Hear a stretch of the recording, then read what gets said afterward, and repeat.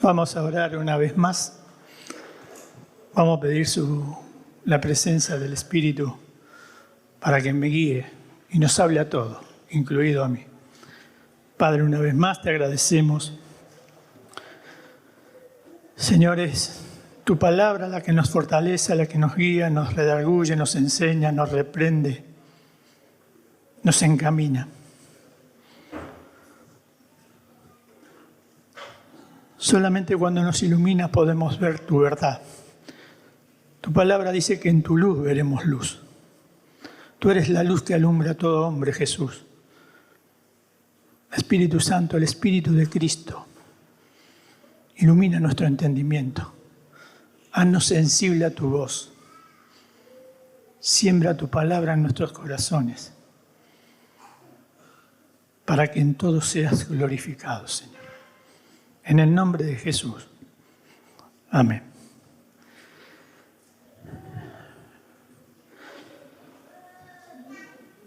Como cristianos, cuando pasan circunstancias en nuestras vidas, siempre queremos saber cuál es la voluntad de Dios para nuestra vida. Cuando estamos en el mundo y todavía no nos hemos convertido en cristianos, muchas veces nos preguntamos, ¿para qué estoy acá? ¿Para qué vivo? Pero cuando nos convertimos, empezamos a pensar, ¿cuál es la voluntad de Dios para mi vida? Muchas veces nos preguntamos, ¿dónde debo trabajar? ¿Con quién me debo casar?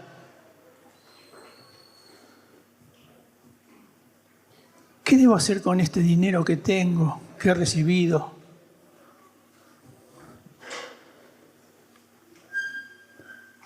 Y muchas veces siempre queremos buscar la guía de Dios para hacer las cosas correctamente. Queremos que toda nuestra vida esté bajo el cuidado de Dios. Y muchas veces estas cosas no las encontramos en la palabra de Dios. Pero sí encontramos principios. Y para descubrir estas cosas, muchas veces le preguntamos a Dios sobre estas cosas. Primero, debemos obedecer a Dios en lo que nos ha revelado. ¿Dónde encuentro la voluntad de Dios para mi vida?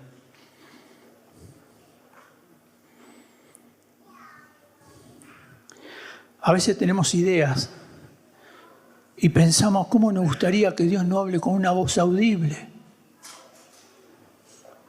Para que pueda guiarme.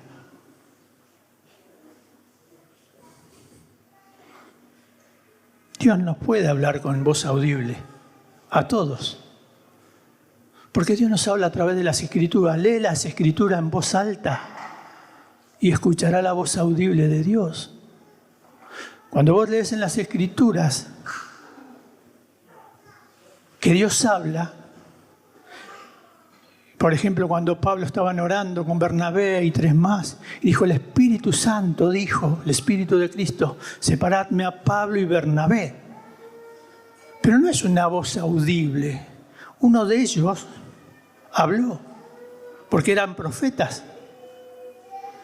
Y ellos discernieron la voz de Dios. Dios utiliza la voz humana. Ya no necesita hablarnos audiblemente en una voz en nuestra cabeza, porque todas las Escrituras ya han sido cerradas, el canon ha sido inspirado por Dios. Todo lo que nosotros debemos saber ya está escrito en la palabra. Ahora tenemos la voluntad de Dios para nuestras vidas. Ahora podemos saber en cada área. Toda la Escritura es inspirada por Dios y útil para enseñar, para reprender, para corregir y para instruir en la justicia, a fin de que el hombre sea perfecto, maduro, que sepamos caminar cada día en toda circunstancia. Yo tome decisiones conforme a su voluntad.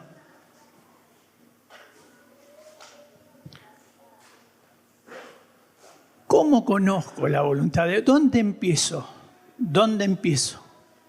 Y empezamos en Mateo 6, 9. ¿Cómo empezamos? Orando.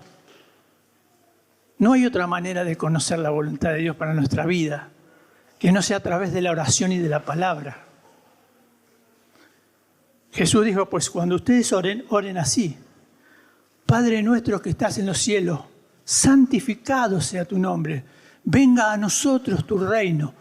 Hágase tu voluntad aquí en la tierra como en el cielo. ¿Ve? Venga tu reino. Es tu voluntad la que se debe hacer en mí. Jorge Mittal me gusta porque lo explica con dibujito y me gusta. Venga tu reino, el reino de Dios. ¿Y qué es el reino de Dios? Es una palabra amplia. El reino de Dios tiene una voluntad. Y esa voluntad está en la palabra de Dios. Y la palabra necesita alguien que desee hacer la voluntad de Dios. Lo primero que yo debo entender, que si yo quiero conocer la voluntad de Dios, es querer hacerla. Dios no quiere informarme. Dios quiere que yo haga su voluntad y que yo desee hacer su voluntad. Si yo no deseo hacer su voluntad, yo no voy a saber cuál es la voluntad de Dios en mi vida. Y voy a andar por la vida a los vaivenes.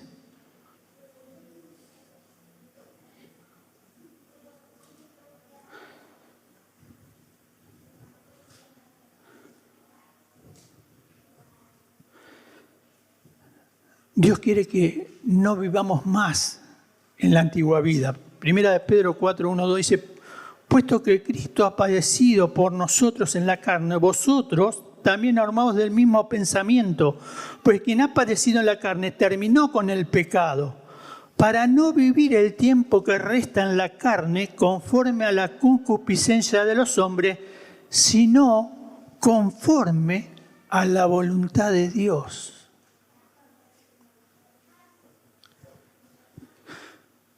Si Dios nos rescata, es para que vivamos su voluntad. Y que ya no vivamos el resto de nuestra vida andando a tientas. ¿Cuál será la voluntad de Dios para mi vida?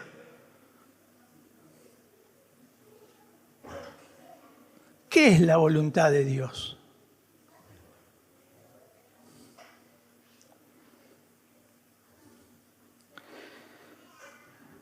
La voluntad de Dios tiene tres, por decir así, tres etapas que podemos dividir. Hay una voluntad de Dios que es su propia voluntad eterna. Dios tiene un propósito eterno y que está llevando a cabo. Él es su voluntad. Me gusta, una vez Víctor nos hablaba del amor de Cristo, del amor de Dios.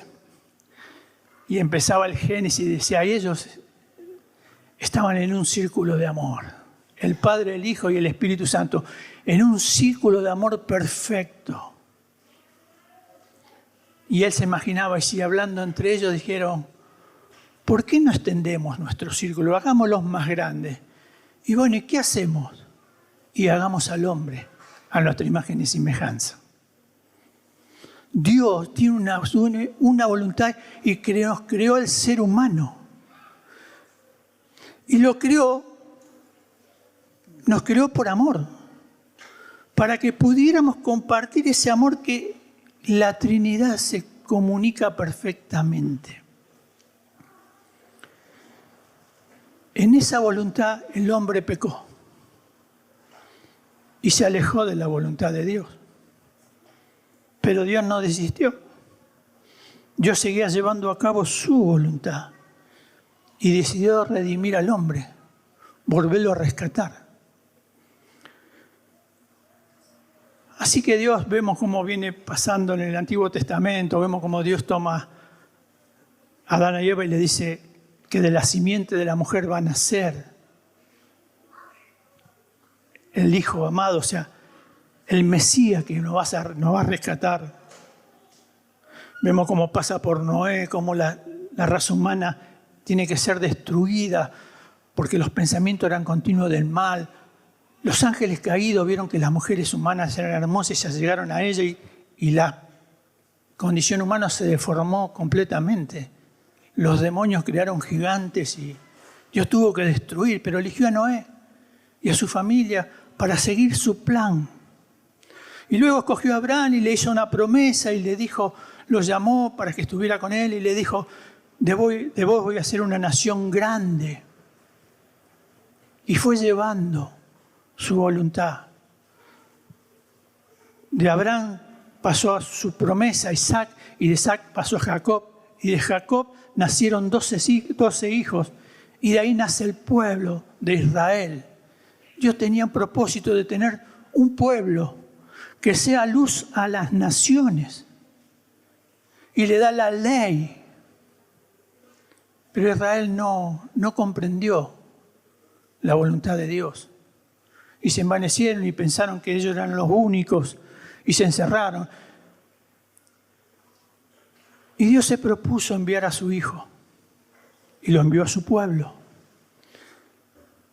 Y lo envió para salvarlo, el Evangelio de la gracia, e Israel lo rechaza. Y Dios decide dejar de lado a Israel. Y ahora su Hijo, que se hizo humano y habitó entre nosotros, murió, resucitó y ascendió, lleva a cabo una voluntad, que es este tiempo de período que estamos bajo la gracia, del favor inmerecido de Dios, pero su voluntad sigue. Y habrá un milenio cuando Cristo regrese y ponga los pies sobre la tierra, y habrá 1000 años de paz donde Satanás será atado. Y luego de esto vendrá el fin. Este propósito es su propio plan.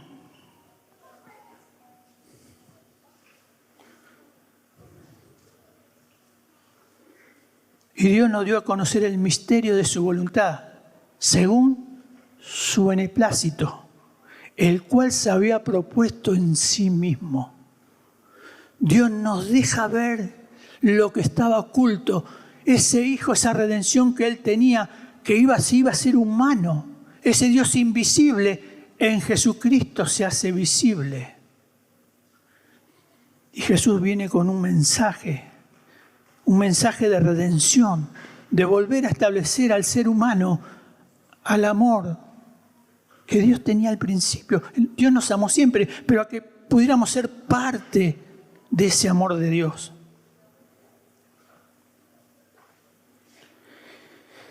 En Él asimismo tuvimos herencia, habiendo sido predestinados conforme al propósito de que hace todas las cosas según el designio de su voluntad.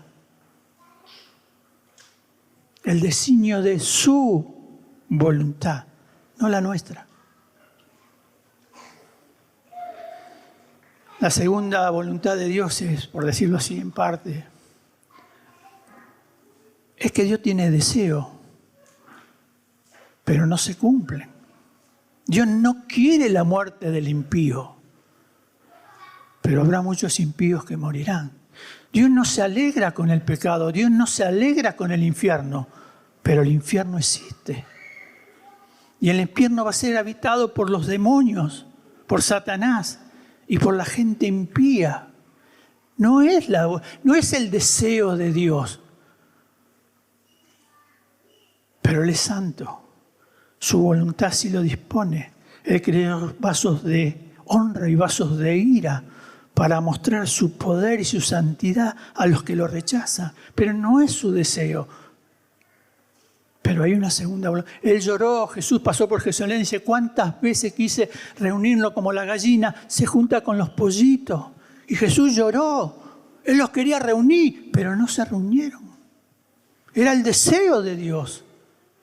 Era su voluntad, su deseo, pero el pueblo no quiso saber nada.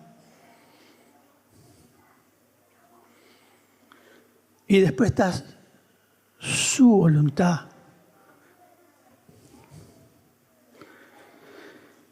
¿Qué es la voluntad de sus mandamientos? Él tiene mandamiento para su pueblo. Dios nos ha redimido, nos ha comprado. Y tiene mandamiento, tiene su voluntad revelada. Y eso es lo que nosotros debemos descubrir para nuestras vidas. Fueron revelados sus mandamientos. Si Dios quiere tener un pueblo, nos quiere tener, si somos sus hijos, como Padre quiere revelarnos sus mandamientos, y sus mandamientos son de amor, que muchas veces ni siquiera comprendemos, pero cuando lo vivimos nos damos cuenta de lo buena, agradable y perfecta que es su voluntad.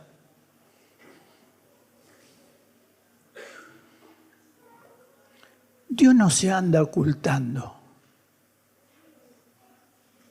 Dios no escoge a algunos.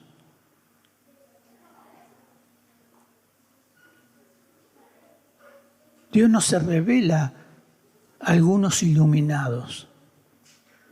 Dios tiene una familia y dejó su voluntad para que todos pudiéramos entenderla.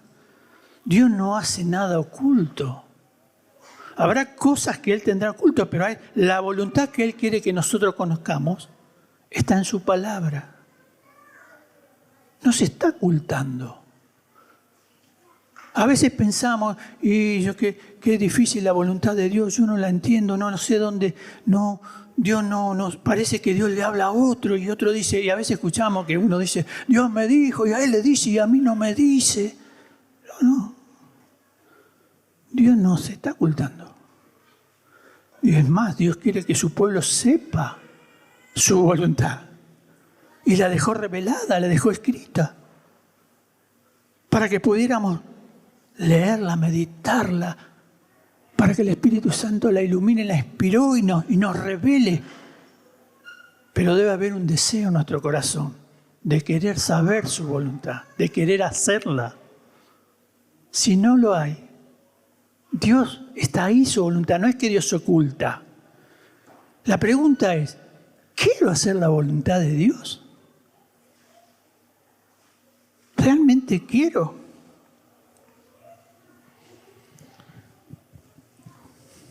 ¿Cuál es la voluntad de Dios? En su palabra. Y la voluntad de Dios es que seamos salvos. Esa es su voluntad. La semana pasada hablaba con un hermano y me decía, hablando del Apocalipsis, y él me decía, yo tengo un pensamiento, una forma de ver. Cuando Cristo vuelva, no todos los que vienen a la iglesia se van a ir con Cristo. Entonces yo pensé, ¿quién se va a ir con Cristo? Si no todos se van a ir, ¿quién se va a ir con Cristo? Y aquí puede ser amplio. Y a mí me vino la respuesta inmediatamente, los que son sellados con el Espíritu Santo, que son la garra del Espíritu, que significa un anillo, es un compromiso que Dios deja en nuestro espíritu, pone su Espíritu Santo, y cuando los ángeles salgan a cegar, ellos van a ver quién está sellados y quién no está sellado. Ahora, ¿cómo me sella Dios? Por medio del Evangelio. Esta es su voluntad, que yo conozca el Evangelio, las buenas noticias. ¿Y cuáles son las buenas noticias? Lo voy a decir en una forma práctica. La muerte de cruz debe ser la muerte más horrible que existe. Por eso Cristo subió. Pero ¿por qué es tan fea esta muerte, tan horrible? Porque la persona que era crucificada estaba totalmente desnuda. Pendía entre el cielo y la tierra. Y agonizaba y quería morir porque sufría y su alma... Y el cielo no lo quería recibir. Y la tierra lo rechazaba. ¿Te has sentido alguna vez así? Que el cielo no te quiere recibir y que acá en la tierra todos te rechazan. ¿Has tenido esta experiencia? Porque cuando estamos así, que el cielo no me... Porque soy inmundo. Dios no me puede recibir. Y siento que en la tierra todo el mundo me rechaza. A mí me gusta escuchar el testimonio de Juan, cuando decía que estaba en la cárcel. Dios lo rechazaba. Él sentía que el cielo lo rechazaba. Y que acá en la tierra, por su apellido, era rechazado. Entonces llegan las buenas noticias. Ahora llega el Evangelio. ¿Por qué es buena noticia? ¿Para quién es buena noticia el Evangelio? Para el que está perdido. Porque yo vine a buscar y salvar lo que está perdido. El Evangelio hay que recibirlo, hay que creerlo. ¿Qué es el Evangelio? En sí, ¿qué es el Evangelio? El Evangelio es creer que Jesús es quien dice que es el Hijo de Dios. Pero eso no basta. Pedro le dijo, ¿quién dice la gente que soy? Tú eres el Cristo. O sea, dicen que eres un profeta, que eres Juan el Bautista. Bueno, fueron diciendo distintas cosas. Pero ustedes, ¿quién dice que yo soy?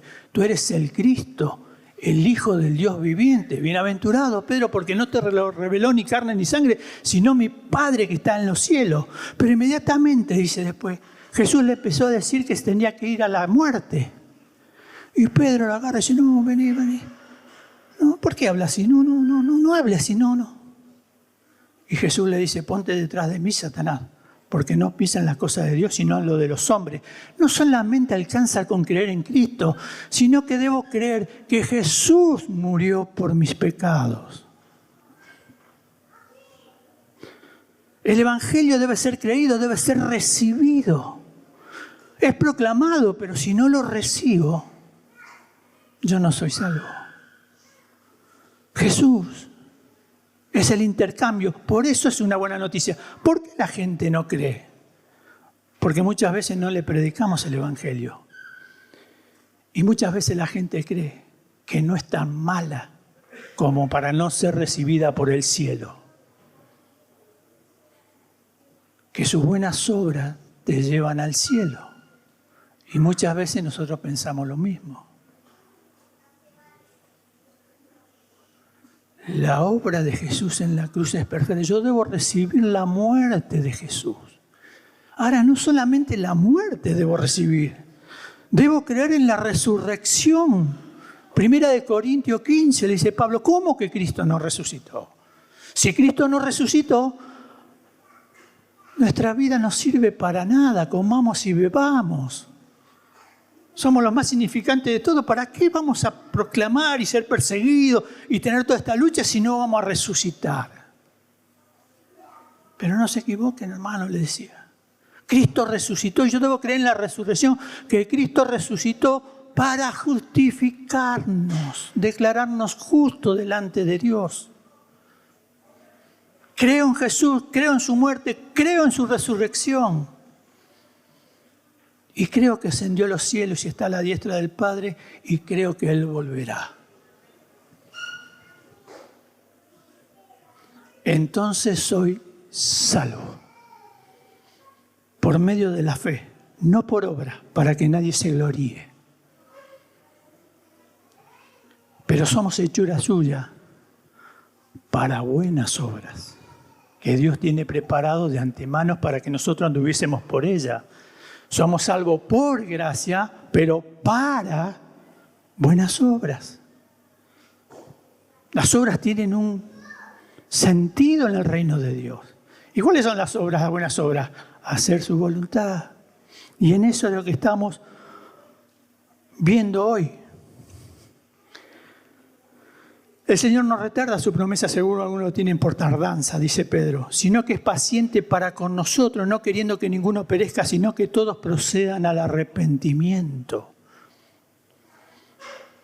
Hay gente que Dios está esperando. Jesús todavía no ha vuelto, porque aún sigue esperando.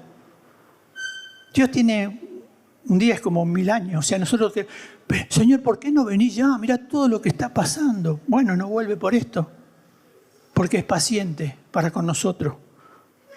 Él no quiere que ninguno perezca y que todos procedamos al arrepentimiento. Hay gente que todavía no ha entrado. Primero tienen que entrar hasta el último gentil y luego entrará Israel y entonces vendrá Cristo. Segundo, la primera cosa que debo hacer es que quiero hacer la voluntad de Dios. Que quiero hacerla. Venga tu reino, hágase tu voluntad en mi vida. No, oramos grupalmente, pero en mi vida. Yo debo desear, si quiero saber la voluntad de Dios, yo tengo que tener el deseo en mi corazón. En todas las áreas de mi vida, no en alguna, en todas las áreas, en esta sí, en esta no, en aquella no. Dios no trabaja así, Dios quiere que nos rindamos. Segundo, la segunda cosa que Dios nos pide, por lo tanto no seáis insensatos, sino entendido en cuál sea la voluntad de Dios, del Señor. No embriagáis con vino, en la cual hay disolución, antes bien ser lleno del Espíritu, ser lleno del Espíritu. La segunda cosa que Dios quiere, que podemos ver, es que seamos llenos del Espíritu. Querer hacer la voluntad y ser lleno del Espíritu para poder vivir la voluntad. Pablo usa el vino porque le está escribiendo a las iglesias que en ese tiempo estaba el dios Baco. El dios Baco era el dios del vino.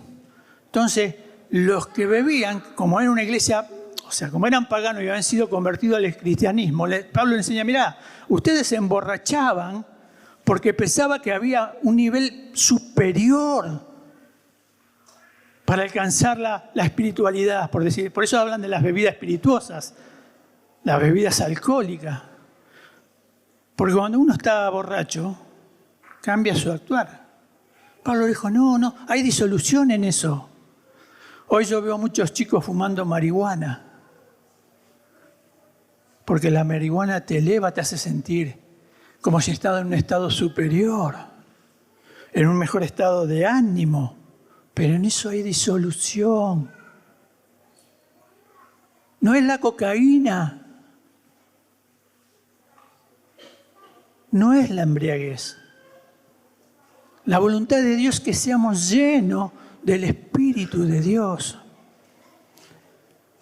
¿Y cómo me lleno? O mejor dicho, bueno, ¿y qué pasa cuando me lleno? Es hablando entre vosotros con salmos, himnos, cánticos espirituales, cantando y alabando el Señor en vuestros corazones, dando siempre gracias a Dios por todo, al Dios y Padre, en el nombre de nuestro Señor Jesucristo. Cuando yo empiezo a alabarle, a bendecirle, a ser agradecido, y esto está en mi corazón, yo soy lleno del Espíritu Santo. No es que me pongan una mano y me oren, no es lo que esta Escritura dice. Pablo dice, disciernan, no sean insensatos. Disciernan cuál es la voluntad de Dios. Sean llenos del Espíritu. Cante, alaben, den gracias. Y cuando en nuestro corazón la parte de llenura no tiene nada que ver con que nosotros pensamos que es llenar como si fuera llenar un vaso. No, es tener el control de nuestra vida total. Cuando uno tiene miedo, está controlado por el miedo. Cuando uno tiene ira a veces, está controlado por la ira, por estos sentimientos, está controlado.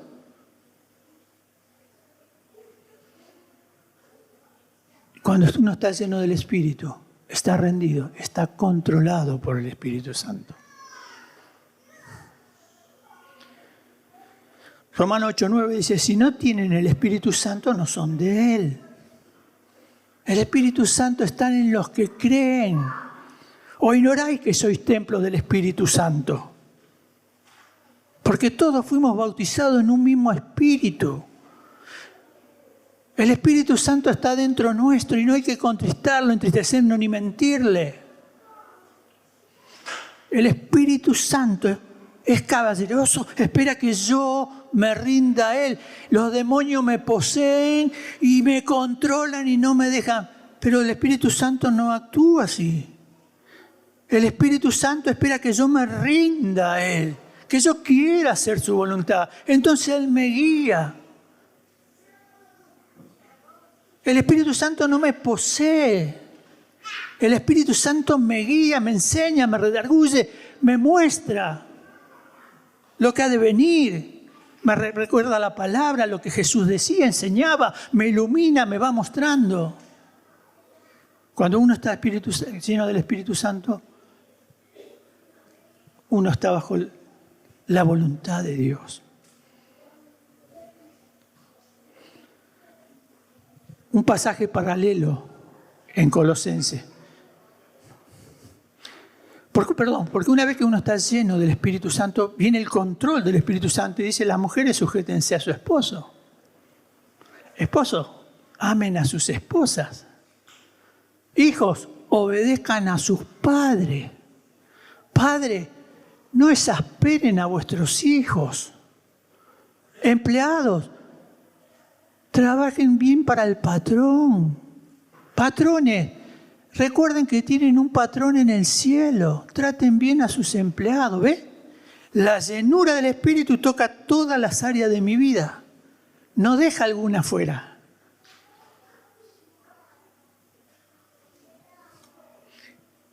Colosenses dice lo mismo, pero de otra manera. Pablo no usa ser lleno del Espíritu Santo. Dice: enseñando y exhortándose, Colosenses 3:16, enseñándose y exhortándose unos a otros en toda sabiduría, cantando con gracia en vuestro corazón al Señor con salmo hínico y cánticos espirituales. Y el versículo 18 dice: casada estén sujetas. El versículo 19, marido amad a las esposas. El 20 dice: hijo obedecerá a los padres. Padres, no irriten a sus hijos. El 21, el 22, empleados, sean obedientes a sus empleados, a su empleador. Y en el 4:1 dice: patrones, recuerden que tienen un patrón en el cielo. ¿Y cómo empieza el versículo? La palabra de Cristo mora en abundancia en vosotros. Para ser lleno del Espíritu Santo, la palabra, Pablo acá no usa ser lleno, es paralelo, hace la misma cosa que hace en Efesios. Cuando la palabra de Cristo mora en abundancia en nosotros, estamos llenos del Espíritu, porque la mente de Cristo opera en mí.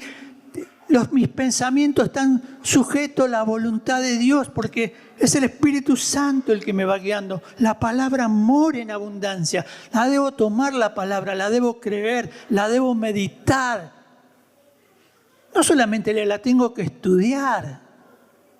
Dios no dice lee la palabra, dice medita en ella para que te vaya bien. Medita de día y de noche. ¿Dónde están nuestros pensamientos en el día? ¿En qué pienso todo el día? ¿Dónde está mi corazón? Porque donde está mi corazón, allí está mi tesoro. Tercero, la voluntad de Dios es vuestra santificación. Tesalonicenses 4:3. La voluntad de Dios es vuestra santificación. ¿Qué es santificación? Santidad, pureza, separación del pecado, apartados para Él.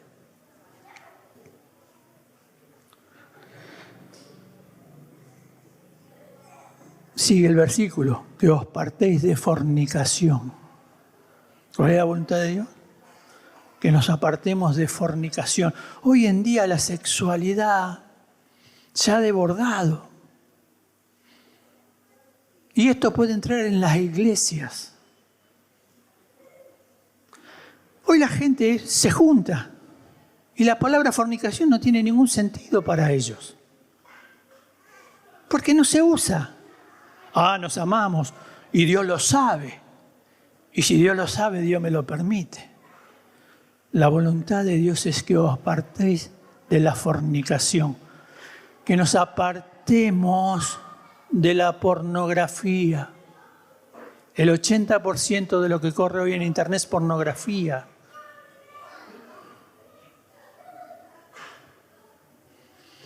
Y no solamente tener cuidado con lo que veo, sino con lo que escucho. Son dos ventanas que afectan mi alma. Hoy, escuchar las cantantes jovencitas y cuentan su sexualidad. Y cuentan con detalle todo lo que hacen. Que os apartéis. Ponete lejos.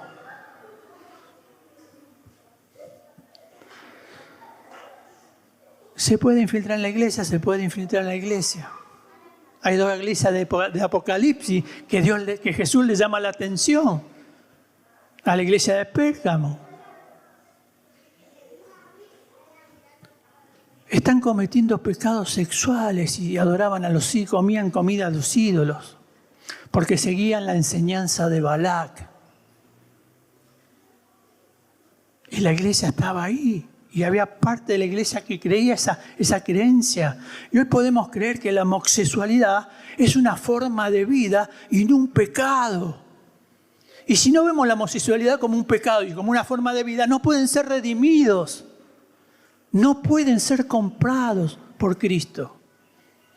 Pablo le dice a los Corintios en capítulo 6, primero del capítulo 6, ustedes eran esto antes, ustedes eran fornicarios, eran afeminados, se acostaban con varones, eran avaros, eran borrachos, maldicientes. ¿Ves? Pero ustedes han sido santificados por el Espíritu de Dios. Ustedes han creído y se han arrepentido. Si el homosexual no se ve que es un pecado, sino que es un estilo de vida, jamás puede ser redimido. Y podemos creer por toda la información que recibimos, porque lo acepta la sociedad y porque lo acepta el gobierno y porque lo imponen, que está bien, bueno, es un estilo. Ojo, hay iglesias homosexuales en nombre de Cristo que transgresan las Escrituras, diciendo, por ejemplo, que el centurión que se acercó a Jesús y le dijo, sana a mi criado, y si Jesús iba, dijo, no soy digno de que entre bajo el terrado de mi casa. Di la palabra nomás. Porque le daba vergüenza porque era homosexual. Y Cristo lo sana, sabiendo que era homosexual, lo sana. Entonces transgiversan, todas las cosas son puras para los puros y son impuras para... Transgiversan las Escrituras. Ah, sí, porque Jonatán y David eran pareja. Porque se amaban más que el amor de una mujer, dice. Eran pareja. Y si los dejamos infiltrar y convencer, eso entra a la iglesia.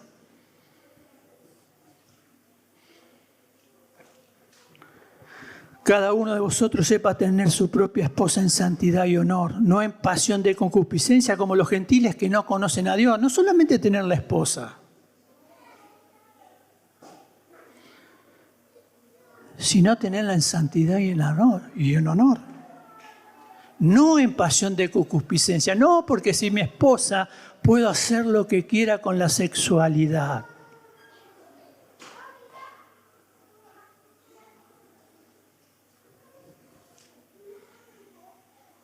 El mundo actúa bajo las lujurias y nosotros podemos actuar igual, porque es una obra de la carne. Hay parejas cristianas que confesaban que miraban pornografía y desatan la lujuria. Pablo advierte, pues Dios no nos ha llamado a inmundicia, sino a santificación. Así que el que desecha esto, no desecha a hombre, sino a Dios, que también nos dio su Espíritu Santo. Esto no es, porque a veces vos le decís a alguien y dice, bueno, pero esa es tu opinión. Pablo aclara, pues no nos ha llamado Dios a inmundicia, sino a santificación. Así que el que desecha esto, no desecha a hombre. A mí me podés desechar, pero desechás a Dios. Cuarto, querer hacer la voluntad de Dios, ser lleno del Espíritu, la santificación, el apartado de la fornicación, de los pecados sexuales. Cuarto, sumisión. Primera de Pedro 2, 13 y 15. Por causa del Señor, someteos a toda institución humana, ya sea al rey como superior, ya a los gobernadores como a los enviados para castigo de los malhechores y alabanza de lo que hacen bien. Porque esta es la voluntad de Dios, que haciendo bien haga callar la ignorancia de los hombres insensatos. Ser sumiso al gobierno. Y esto no quiere decir que no estemos en contra del aborto, pero tenemos que ser sumisos, tenemos que dar el ejemplo. Tenemos que terminar esto de los partidos políticos. Nosotros estamos fuera de esto. Nosotros debemos orar por los gobernantes. Tenemos que estar bajo su misión para hacer callar la ignorancia de los hombres. No podemos ser rebeldes. Toda autoridad está puesta por Dios.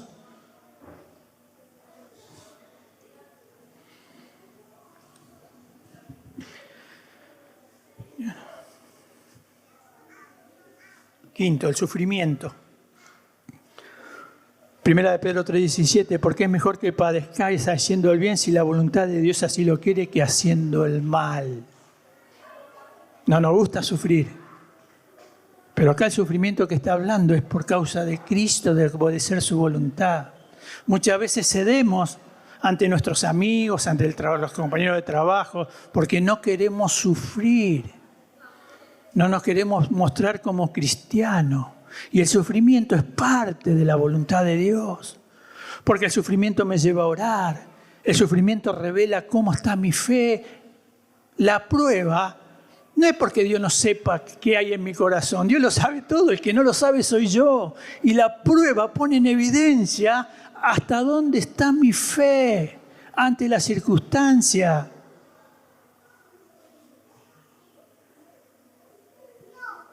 Hay que aprender a sufrir por la voluntad de Dios, para ver su gracia, porque nos perfecciona, porque nos humilla nuestro orgullo. Y por último, Primera de Tesalonicenses 5:18, dar gracias en todo. Porque esta es la voluntad de Dios. Dar gracias en todo porque esta es la voluntad de Dios para vosotros, para nosotros, en Cristo Jesús. Dar gracias puede ser un acto de respeto, pero el agradecimiento, la gratitud nace del corazón. Toda la voluntad de Dios tiene que nacer de nuestro corazón, no de actos exteriores. Cuando yo soy agradecido y le agradezco a Dios por todo, yo le doy valor a eso. Es mucho más que una simple palabra gracias. Le estoy diciendo a Dios, esto tiene valor porque viene de parte tuya. ¿Le das gracias a Dios por tu esposa, los esposos? ¿Verdaderamente le das gracias? El que haya esposa, haya un regalo de Dios. ¿No te gusta el regalo que Dios te dio? ¿No te gusta?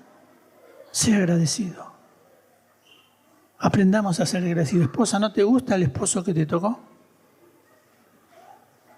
Sea agradecida en todo. Empieza a ver las virtudes. Empieza a activar el amor de Dios que fue derramado en nuestros corazones, que cubre los pecados. En un matrimonio se ven muchas las imperfecciones porque es la convivencia. Y debemos aprender a cubrir el pecado como Cristo cubrió el nuestro. Y Dios no nos ve.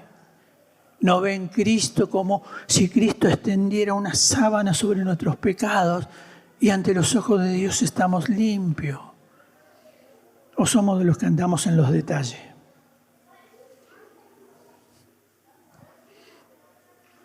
Puede ser que un esposo nunca encuentre una virtud en la esposa. Puede ser que una esposa nunca encuentre una virtud en el esposo.